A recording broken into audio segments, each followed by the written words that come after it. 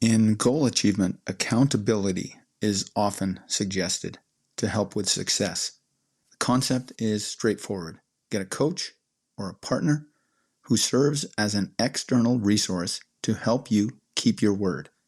Whether it's waking up at 6 a.m. consistently or sticking to a workout routine, these accountability systems provide outside influence and support. But here's the thing. You can lie to a coach, deceive your accountability partner, and even attempt to fool yourself. However, the third option, self-deception, fails 100% of the time. You always know exactly what happened. Here I'm talking specifically about scenarios you have determined clearly beforehand what your behavior is going to be. An assignment or task, for example. A coach might not discover your failure. Your partner might remain oblivious, but you know. This is why personal accountability trumps all external systems. Hey there, it's me, Core, and you're listening to Exercising Self-Control from Fitness to Flourishing. Our brains naturally resist accountability because acknowledging failure triggers discomfort.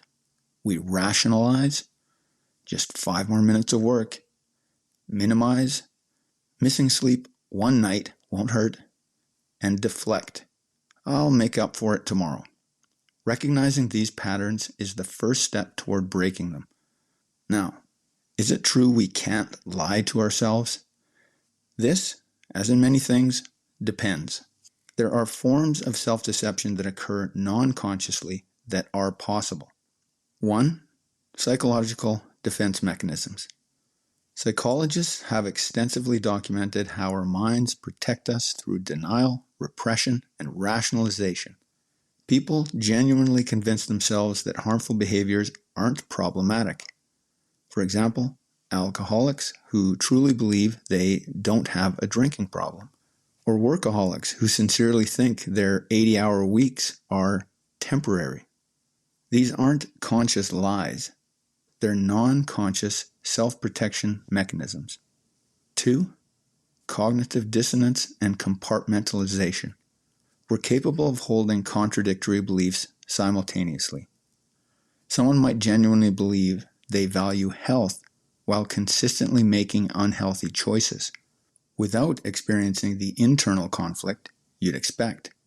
They've compartmentalized these beliefs so effectively they don't register the contradiction. 3.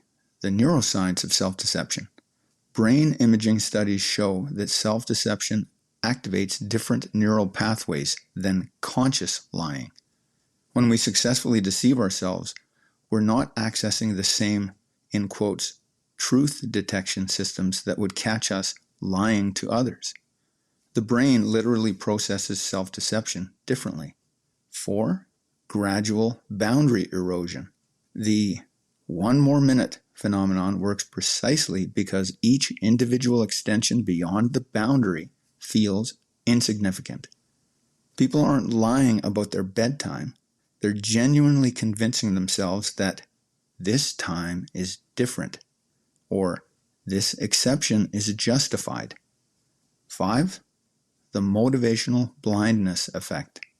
Research shows that when we're highly motivated to achieve something, we genuinely don't, in quotes, see ethical violations or boundary breaches. It's not conscious deception. Our motivation literally blinds us to information that conflicts with our goals. And finally, perhaps the most compelling challenge is that if we truly couldn't lie to ourselves, self-deception wouldn't be such a universal human struggle requiring constant vigilance and external systems to overcome. This counter perspective suggests that personal accountability requires developing the skill of honest self-awareness rather than simply relying on an innate inability to self-deceive. My position, as always, is that what we do non-consciously is not up to us as a matter of choice in the moment. What we can do is make conscious choices. That's it. Those conscious choices are best when consistent with the person we intend to be, the values we aspire to live, and the goals we strive to realize. It's these conscious intentions with which we can purposefully condition our non-conscious behaviors and processes. And when we have clarity on our intentions, we can develop the integrity required to more effectively live the life we prefer. It's from this perspective that we can become more honest about our own choices. That said, let's get to the practicalities. Some common self-deception patterns. Beyond my own bedtime struggles, where I far too regularly postpone sleep for just one more thing, people commonly lie to themselves about diet choices. For example, this cheat meal doesn't count. Financial habits. For example, I'll budget starting next month. Exercise routines. I'll work out twice as hard tomorrow. Or relationship boundaries. For example, I'll address this issue later. When we break promises to ourselves repeatedly, we face predictable consequences. In the immediate, we have decreased self-trust and confidence. In the medium term, we establish poor behavior patterns and habits. And in the long term, it may result in health crises, productivity crashes, or a breakdown in a relationship.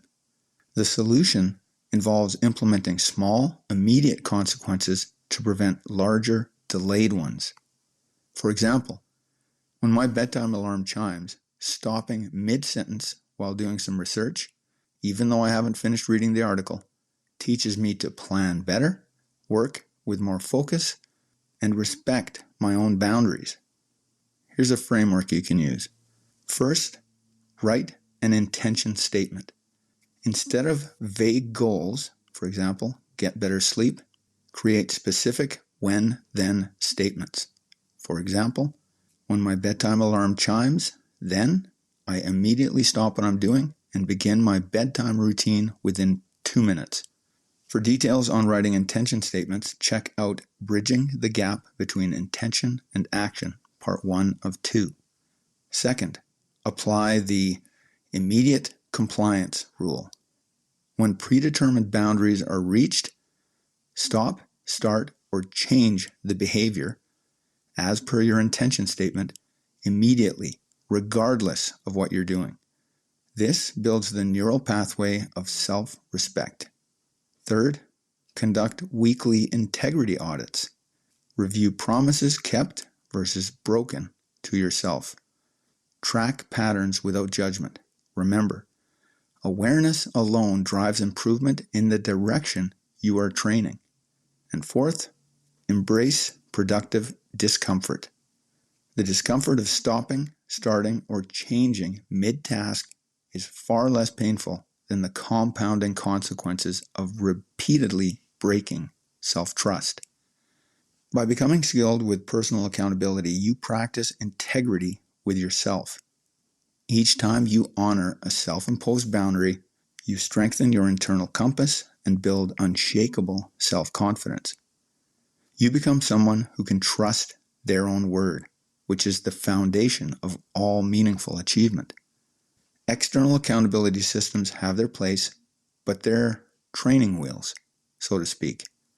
Virtuous self-control comes from the discipline to be honest with the one person who always knows the truth behind your choices. You. That's it for today. Catch you next time.